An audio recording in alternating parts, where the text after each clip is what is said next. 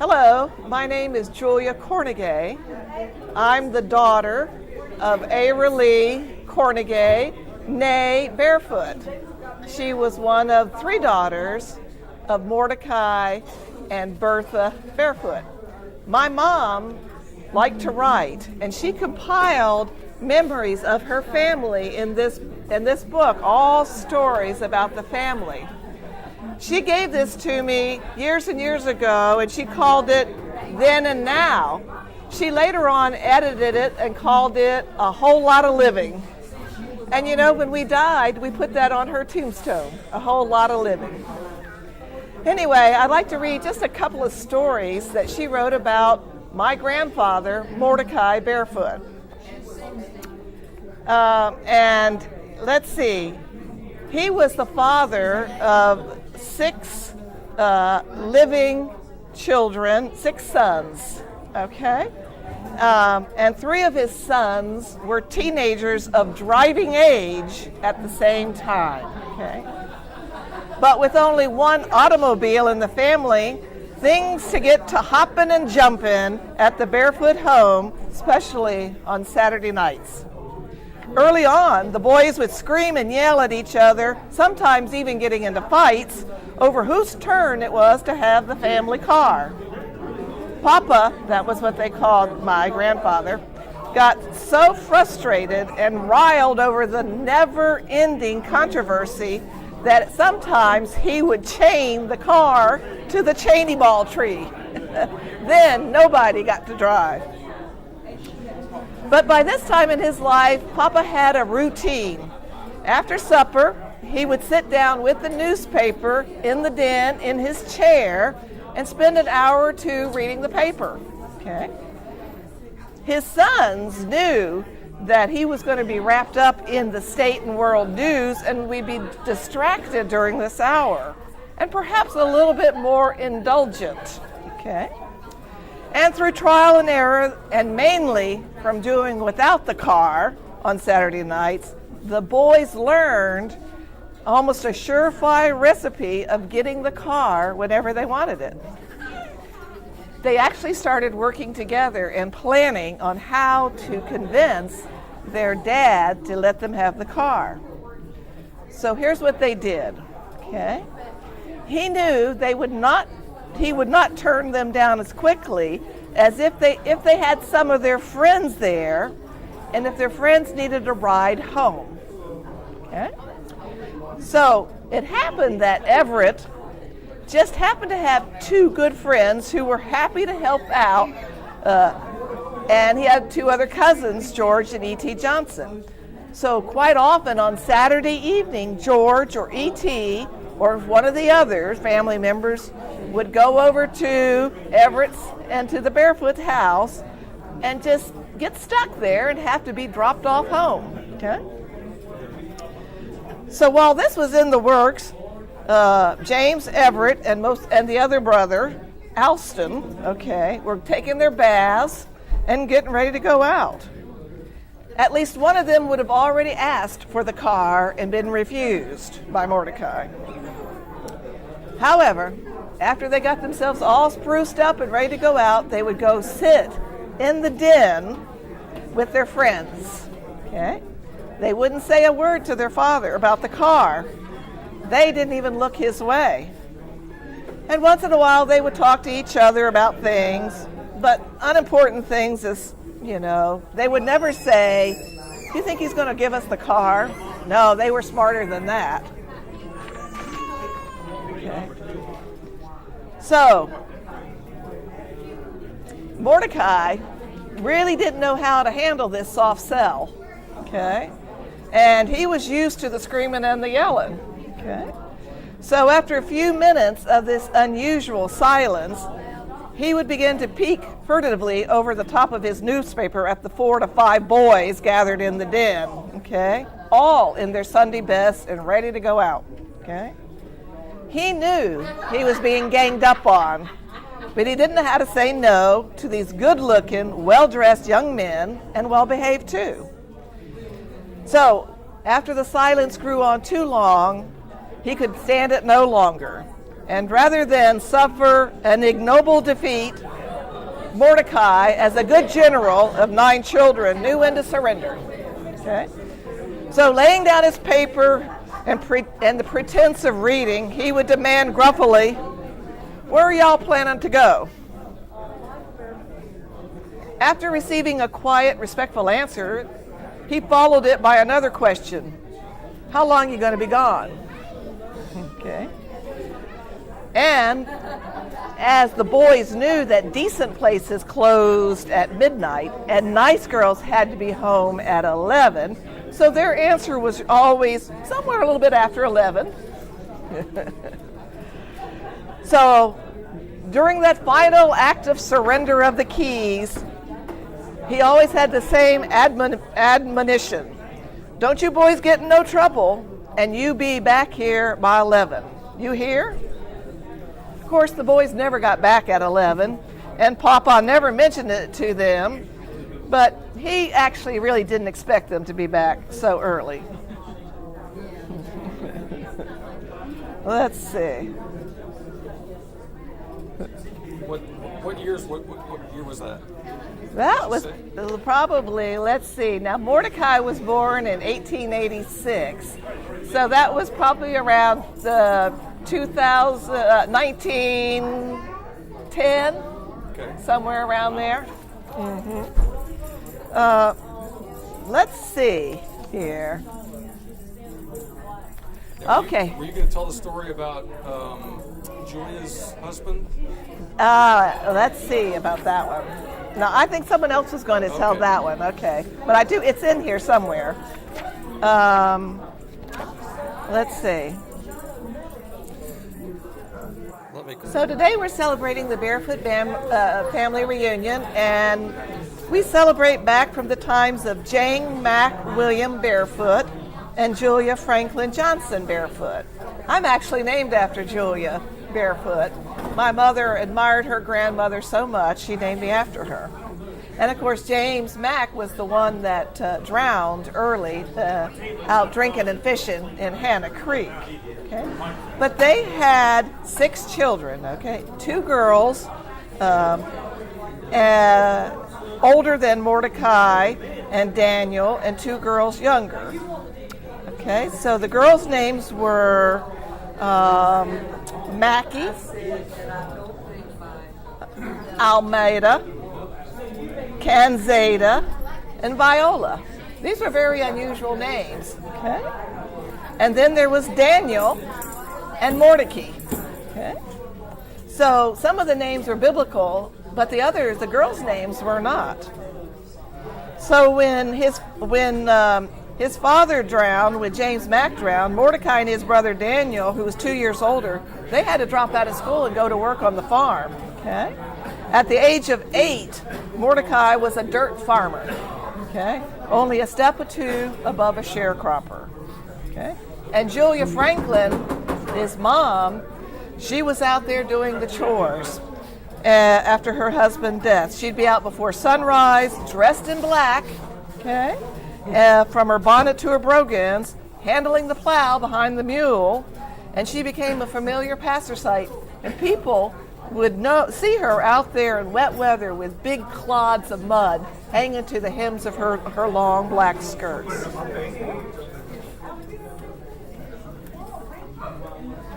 Now, when he was 21 years old, a young man in his prime, Mordecai became sick, very sick. So sick, he could not even get out of bed. And the local doctors predicted that he would never be able to walk again. Okay? And they didn't even order him to try. They just said stay in bed. But here he was, a young man in his prime, and he thought, I cannot be bound to this bed for my life, even though they did not know what it was that was causing his paralysis. Okay? And he said, I will show you, I will walk again. He had, at that time, believe it or not, taken out a death or disability life insurance policy at about the age of 19 for $2,000. And so he was able to, with the doctors, show that he was completely disabled, and he got $1,900 from that policy. And that enabled this poor dirt farmer to buy his first farm. Okay? And that's what he had. Now, he had a friend who farmed it for him. They did it together, and they rented other land, but his friend was doing all the hard work. But he was unable to get out of bed for months, and finally he just started pulling himself out of bed, and he would be in excruciating pain, but he refused to give up. And slowly, as the days passed, he slowly gained in his strength, and his muscles became a bit stronger and more flexible. And eventually he was able to crawl. He would crawl around, and then sometimes he would be so tired he would just lie on the floor and cry because he couldn't move in frustration. But he finally learned to pull himself up into a chair, and then later on he started walking. But he was never fully a well man after that. And they don't know what it was. You know, reading this thing, was it probably a case of polio maybe? Or was it some case of, one of these weird viruses that you hear about people getting? But anyway, he never could fully straighten his back after that. Okay. And then later on, he came down with aspergillosis of the lungs and had big spits when he would, spit up blood.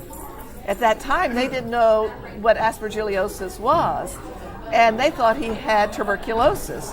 So every time he'd have one of these fits spitting up blood, they would send him to a sanitarium until it stopped, and then they would try to diagnose it. They could never diagnose tuberculosis, so they would send him back.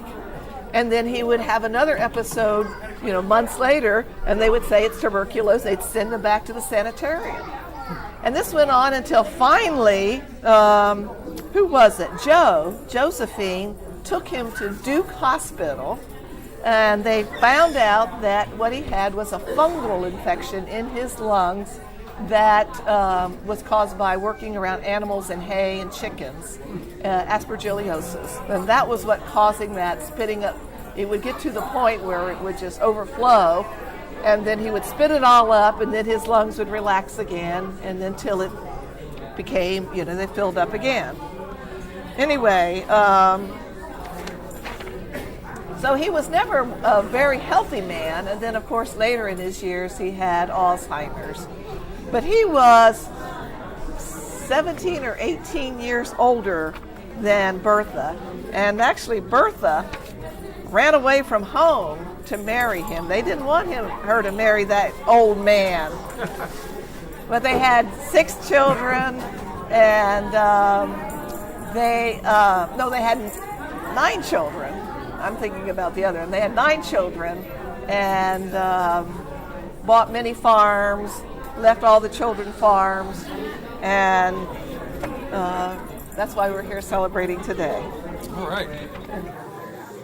I am Patricia Drawn Bird Ayers. I live in Maryland. I grew up in Dunn, North Carolina. My grandmother was Kanzada, who was a daughter of Julia Franklin Johnson and James McWilliam Barefoot.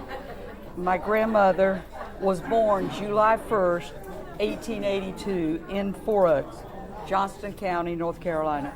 She would be 136 years old now. She was the second child born to Julia Franklin Johnson and James McWilliam Barefoot. There were 6 children born within a 9-year period. Her sister Almeida was the firstborn child, and she was only 15 months older than my grandmother Kanzada.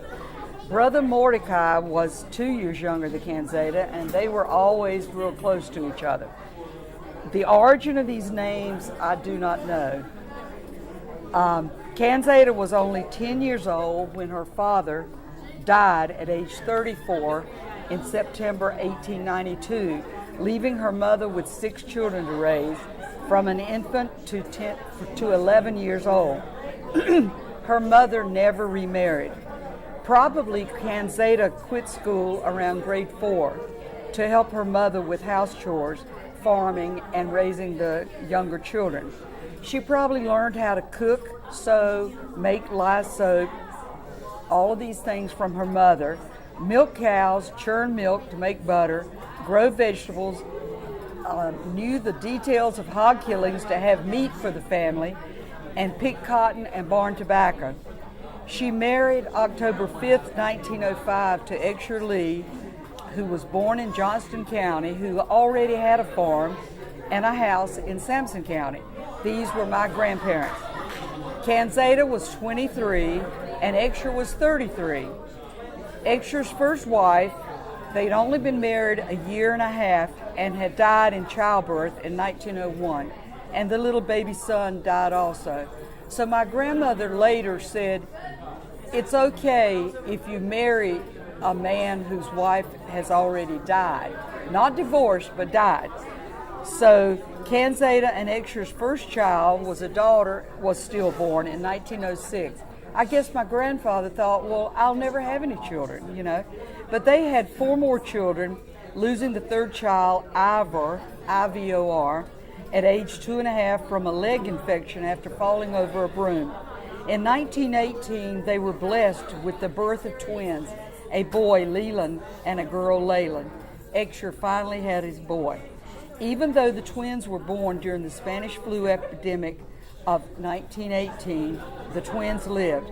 My mother, Ocey, O-C-E-Y, was their second child, born in 1911. She was 7 years old when the twins were born.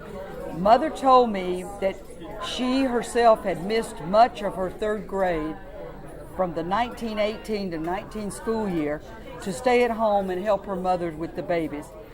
Her personality, she was age 62 when I was born in 1944. She was a very quiet woman. She probably had said all she wanted to say by the time she was 62. She didn't smoke tobacco or dip snuff. She didn't approve of playing cards. She associated that with gambling, nor drinking alcohol. I have been told that her father did these things that brought hardship on her family. She did keep a little jar of white lightning spirits in her pantry for medicinal purposes. She did not wear makeup, maybe a little face powder, no earrings. They called them ear bobs back then. Simple hairdo as she aged, and I remember her. Long gray hair, parted in the middle, pulled back from her face, and plaited and put in a bun at the nape of her neck. Around the house, she wore a homemade white cap that formed ruffles around her face, similar to caps worn by women during the colonial period of our country. Maybe it was an English tradition, along with the tea cakes. Made her caps herself from a circle of white cloth with elastic sewn near the edge to fit her head and make the ruffles. And I think I have a picture here of modern day women wearing those little ruffle hats. That was in the newspaper a few years ago. She had elastic sewn near the edge to fit her head and make the ruffles around her face. She wore a bonnet as she did her flower and vegetable gardens to keep the sun off her face, but she still had, in her old age, she lived to 92, she had little skin cancers. She wore hats and white gloves to church. She always wore dresses, never pants, never tennis shoes, never high heel shoes that I know. I never remember grandmother being able to stand up straight. She was always bent over, using her cane to walk. This did not stop her, though, from gathering pecans from the ground that had fallen from the trees at her house and her children's yards, including my mother's. Was thought that her back problems began when she was about 36. She was pregnant with twins, and the twins weighed about 8 pounds each, I've been told. After the twins were born in September of 1918, she began working in the cotton fields too soon. Her back problem was probably due to osteoporosis. Around 1955, age 73, she had her first television set. It probably was a Crosley, because her daughter Leyland's husband sold them at his country store near Clinton. She loved television. And when she got a real telephone party line, she loved that too, listening in. The part of the year she really looked forward to was her birthday celebrations each summer from age 76 in 1958 to age 92. That was her last birthday in 1974. Her 3 children made food preparations, and the grandchildren joined in cleaning the house and the yards and scrubbing down the porches. Her brothers, sisters, and their families would attend the outdoor party, those that were still alive, bringing delicious covered dish food items to share. It was a family reunion time. In the 1950s, grandmother's brother Mordecai, or Mordecai, had birthday celebrations too, and this was like a family reunion. We would come from Dunn to Four Oaks to celebrate his birthday in September. Kanzada's family attended. Kanzada, my grandmother, lived through the late 1800s and early 1900s with no electricity, no telephones, no TVs, oil lamps for inside lights until they got the carbide lights, outside toilets, no washing machines. She used a washboard with lye soap that she had made in her wash house. The water was heated by fire under a large wash pot in her wash house. And I was wondering if that's the same pot that they made the lard in and the cracklings, but it probably was. She never drove a car, but was always ready to ride when her grown children or grandchildren were driving. She loved the Dunn Christmas parades and the Christmas lights in the homes that Mother would take her in the car to see that. I want to say one more thing about the time that my mother lived there in Kanzada's house. They talked about lots of houses. There was the smokehouse, there was the house that they lived in. The smokehouse was for the meats. They had a wash house, they had a car house when they had cars. They had a lighthouse for the carbide lights when they came in after the lamps, prior to electric lights, and they had a schoolhouse, but not in her yard. But they went to the schoolhouse and they had a church house. So there were lots of houses. And grandmother, like I say, she was in good health until 1974, and she had a stroke, and she was in a hospital and a nursing home for a very short time, and died. And she'd had a good life, and she was a good mother and a good grandmother. Thank you. Thank you. I'm Arlen Kemple, and this is my grandmother, Viola, Nancy Viola Barefoot. She was born in 1889. She was the 5th of 6 children of Mac and Julia Barefoot. She was not quite 3 years old when her father died. He drowned. In this portrait, she's in her late teens. When she was 29 years old, she married Alasco Holly. Despite being on the verge of spinsterhood, this was not an easy marriage. Alasco was only 21, and he was a farmhand on her mother's farm. They were also second cousins. I don't know whether the family approved of this or not.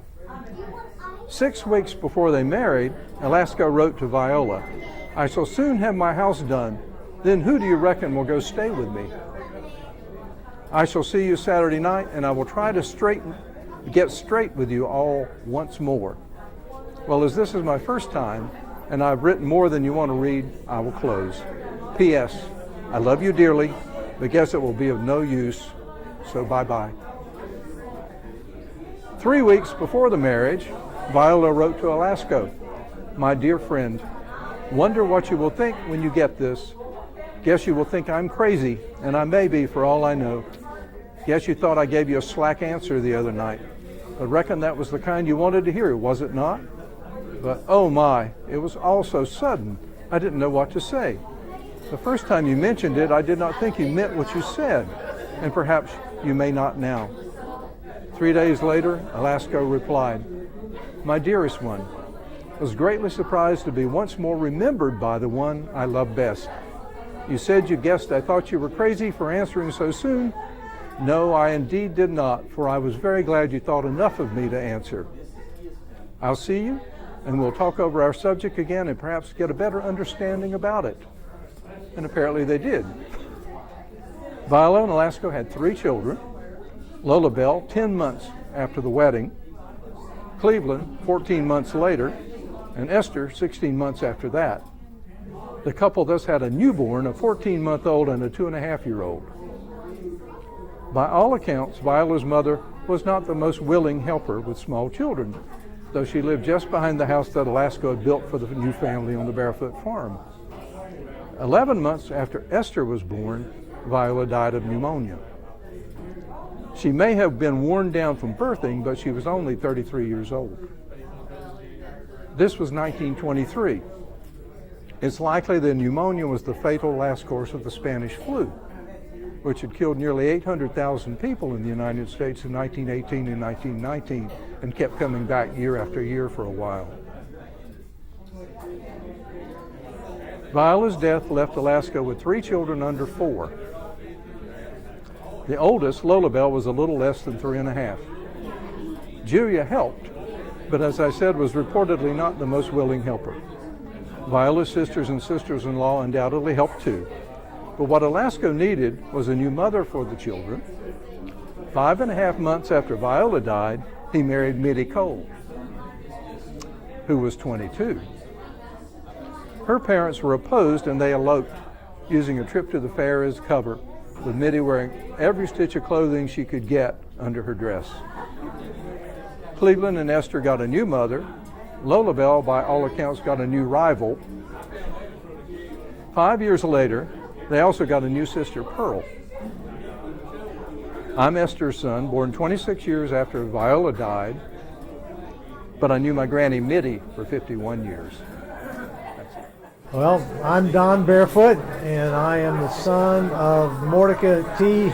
Barefoot Jr., and was nearly the third until my mom intervened and saved me and named me Don. My reference to being a Southern lineage is my middle name is Lee, so I was named after the general. But my dad, Mordecai T. Barefoot Jr., was probably least like his father of all the kids, in my estimation, in as much as he wanted to escape farming. He viewed it as a 7-day-a-week prison sentence, early morning, every morning, 7 days a week, and if my dad was anything, he wasn't a conformist, and he didn't want to conform to that schedule.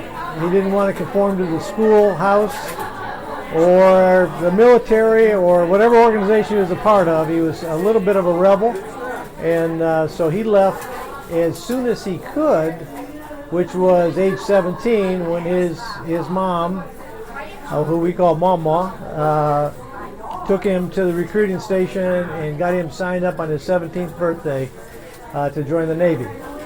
It was just after World War II. It was in the spring of '46. He fought a lot of his older brothers who were serving in the military during the Second World War, and so he couldn't get in on that, but he got in '47. And so 3 years in the Navy, where he got to do some really interesting things in a short stint. He served on a firefighting ship mostly, which I think his older brother Alston had done as well. But he got to go to Antarctica with Admiral Byrd and Admiral Byrd's third Arctic expedition, where they installed Little America 4, which was a continuing Antarctic research station. And he also got to go to the South Pacific, where he, along with 42,000 other primarily naval people, got to observe atomic bomb blasts in the Bikini Atoll area. And so they got all slathered up with petroleum jelly and put on goggles, none of which helped against the radiation. And they stood on the ship decks and observed nuclear bomb blasts, including the first hydrogen bomb blast. And so those were two of his experiences, major expeditions, if you will, in the Navy in peacetime. And then coming out of the Navy, he decided he had a first cousin, Newton D. Barefoot, from the Newton Grove, Bentonville area, who had already gone up to Michigan after World War II and was serving as an employee for General Motors, the Pontiac division in Pontiac, Michigan. Was married with a couple of kids, and my dad found them and moved in with them for a couple of years. And right across the street was an Armenian family with 6 kids, including 4 girls, and my dad dated 3 of those 4 girls before marrying the youngest one, my mother. And so I was born in Michigan. My dad was working for Pontiac Motors, a division of General Motors.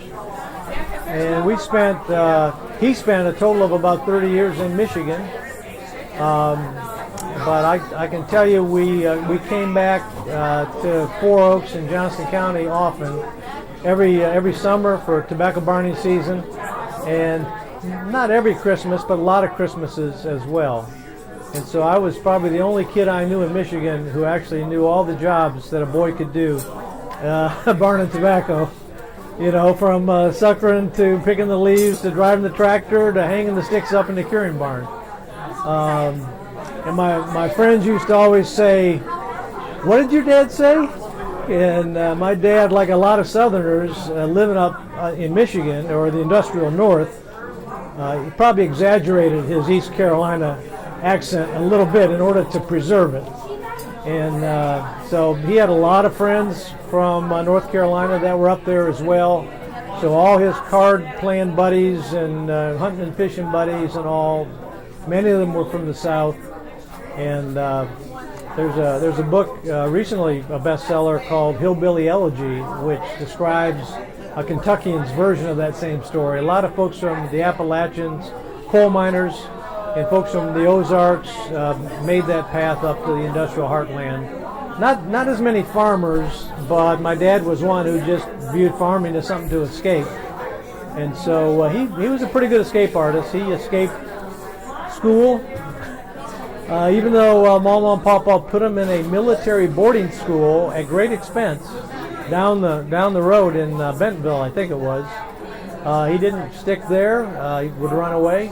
And even when he got in the military, even though he liked it, I know he went AWOL a number of times, he told me, but still was honorably discharged and been working for General Motors at what at that time was the largest industrial complex in the world, a mile square under one roof, 23,000 people. That unionized organization and all the hierarchy, that wasn't for him either. And so after becoming an apprentice there, he decided not to stick around, and he started as an entrepreneur, bought a gas station, and one thing led to another, and he was a small business owner really for all his time in Michigan, pretty much. And so that's where I was reared. But we used to come down frequently, and like a lot of his friends, you know, they were all about having the latest new car, coming south, showing off the latest hardware, and comparing who could get there the fastest. And so that was before there was a straight highway running north and south through Ohio and West Virginia and tunnels and all that. This was back in the days we had to go around Pennsylvania and come through Maryland or West Virginia, come down the coast. And I think we stopped maybe twice for gas and once for a meal. If you had to go to the bathroom, you were out of luck, because we're setting a record every time. And you just hope that he would stay awake in the rain in the mountains or in the nighttime and going through the mountains. It got pretty exciting, particularly if you had to go to the bathroom. So, but that was it. And my dad, he ended up coming back to North Carolina. He and my mom, this is the one thing they could differ over. She was not going to relocate. She still never left Pontiac, Michigan. She still lives there today. They divorced when I was 18, and I'm sure it was over that issue more than any other. And he finally found a woman who'd marry him and come to North Carolina, and that's what he did. And so he came back here for about, I don't know, 6 or 8 years, I think. He ran the store that had been in the family for years, for a couple of years, and then ended up in Florida for the last 20, 25 years of his life before passing. But like a lot of Barefoots, in his last years, he got a bit of dementia, and I can remember being at a family wedding with his grandson, getting married in the Upper Peninsula of Michigan, so way as far north as you can get, on the Lake Superior coastline. And we were at a family table, and it's getting late. It's well after supper, and Dad looked around the table and he announced, "Well, it's time for him to go. We're driving back home to North Carolina." And he'd been living in Florida for 25 years at that point. and we were in the Upper Peninsula of Michigan, so none of that was about to happen, and everybody knew it but him. So he had his heart and his mind on the home place, even at the very end. So that's a little bit about my dad. So for Dad, it was clearly family first. Even though he was far away, his mind was always on his family. And so over the years, we had lots of occasions to intersect with family, even up in Michigan. Not just the ones who were transplants, doing what he was doing, working in the factories in the north, but just family members traveling. And so, for whatever circumstances, I can recall Austin.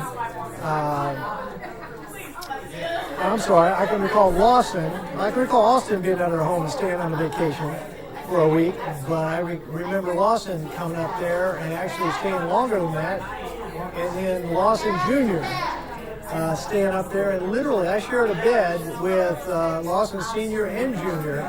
for, I'd say, more than a year and a half of my childhood, while they were up there in Michigan for a while. And I can also recall Michael, my first cousin. He went to college as a freshman at Northwestern University in Chicago, and in the summer he worked at a camp of some sort near the Indiana-Michigan border, and he came over to visit one time, and he had some classmates that lived in suburban Detroit. And I can remember how proud my dad was to lend Michael his Buick Electra 225, this huge land job that he had just gotten. And again, showing off that hardware was a big deal for an auto mechanic kind of guy.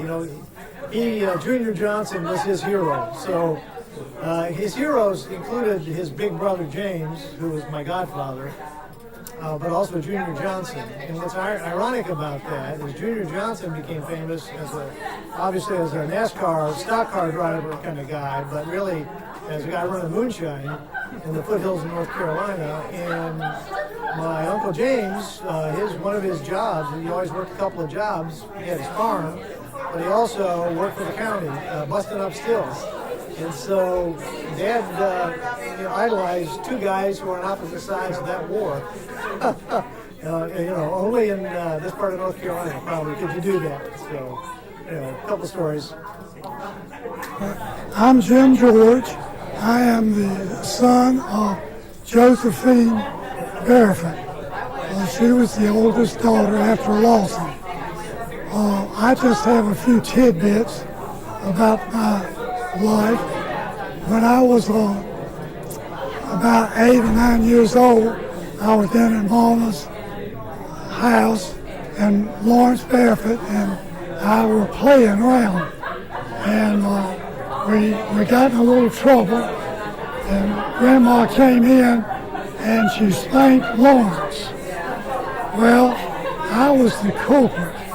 I actually did it, and years later, my grandma said, "I knew you did it, but I wasn't going to spank you for it." So I just had to get that off and let people know that Lawrence took a little spanking that I was due. Another little tidbit, when I was older, and a teenager, I had an air rifle. And I was out across the street, and there were some pecan trees. And there was a red-headed woodpecker. And I chased that woodpecker around, and I finally shot that woodpecker. Well, when I went and got that woodpecker, and was holding that woodpecker, it dawned on me, what are you going to do with that bird now? And I said, here I have killed a beautiful bird, and from that day forward, I never shot another bird again. And it was a game changer for me. And I never turned out to be a hunter whatsoever.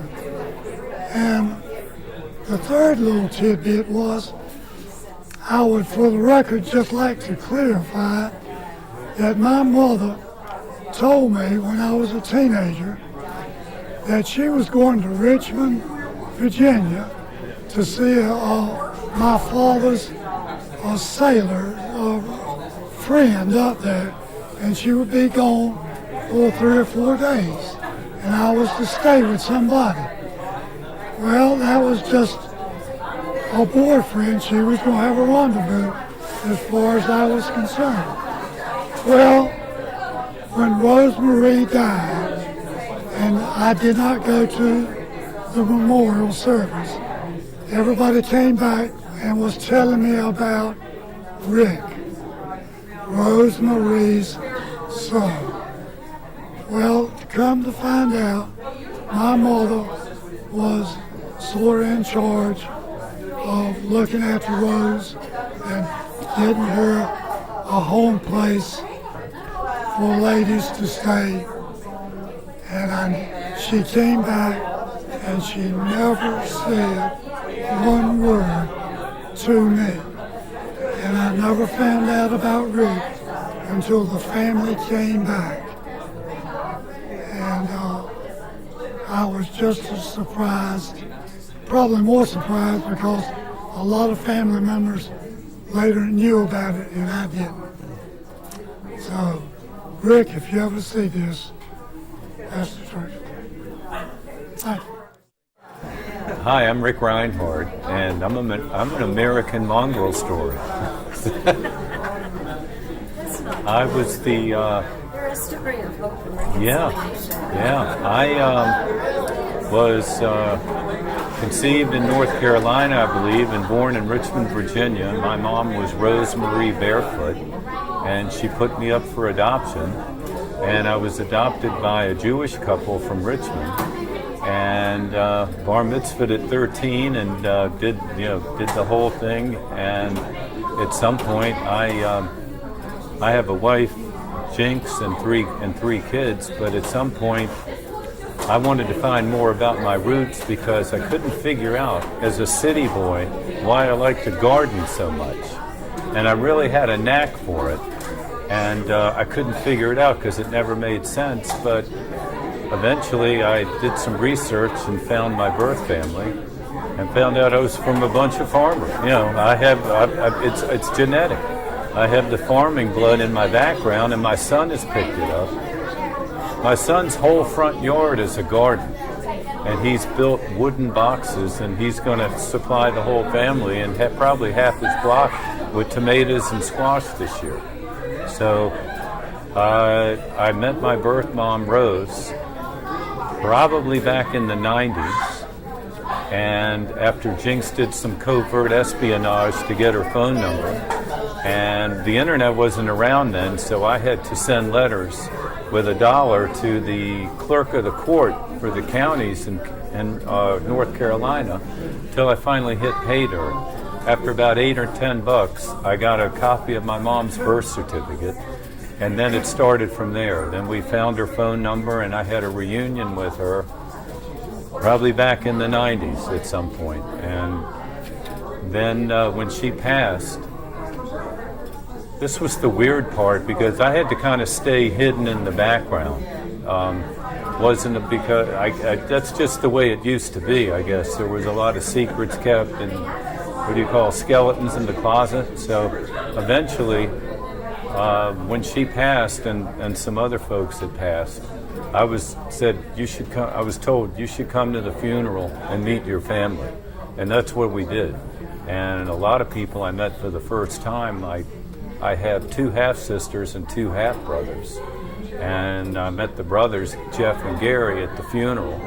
And Michelle, my other younger sister, she and I have kept in touch. And I only run into Lindley here. I'm hoping to get more of a relationship going with her.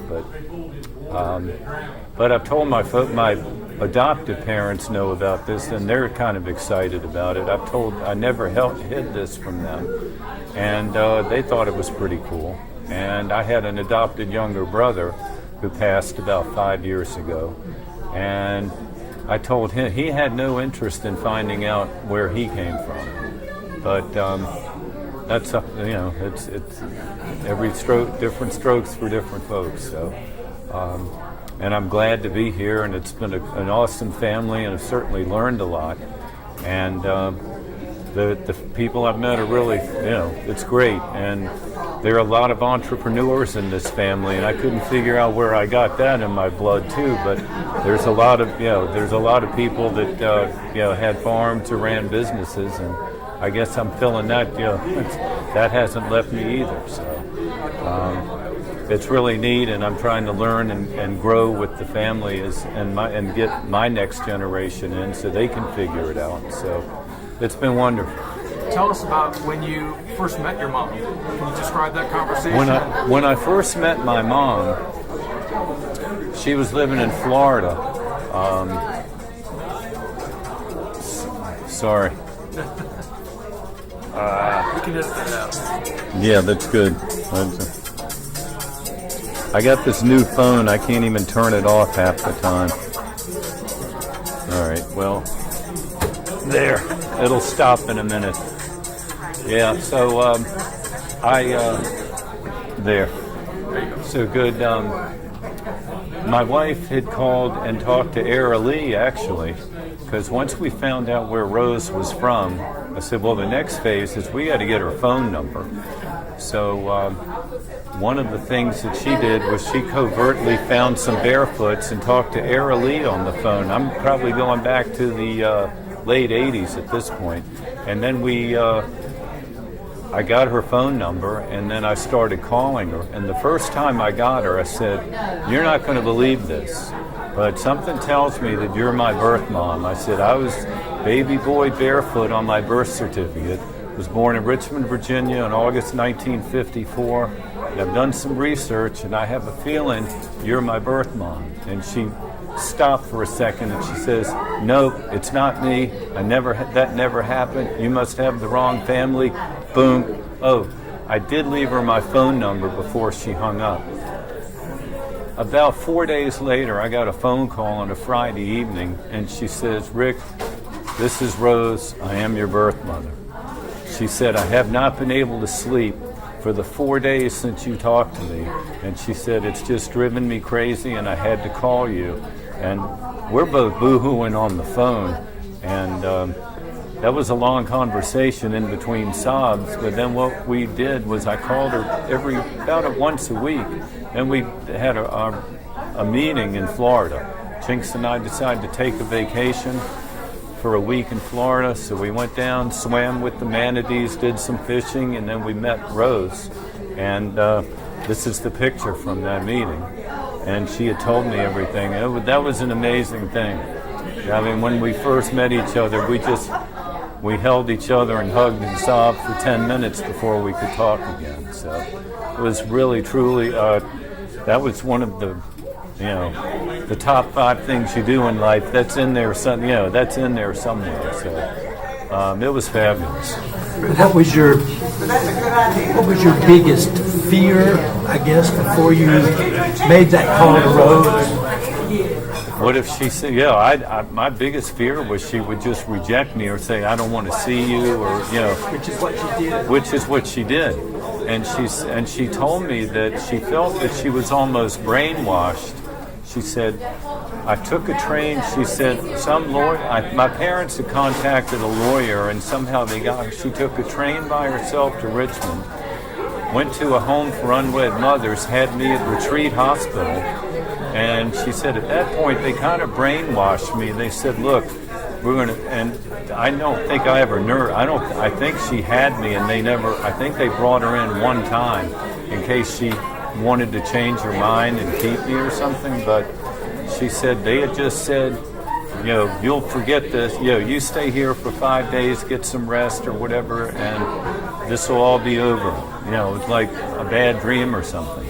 And I guess that's the way it was. And she admitted to that later on, but she always thought about it. But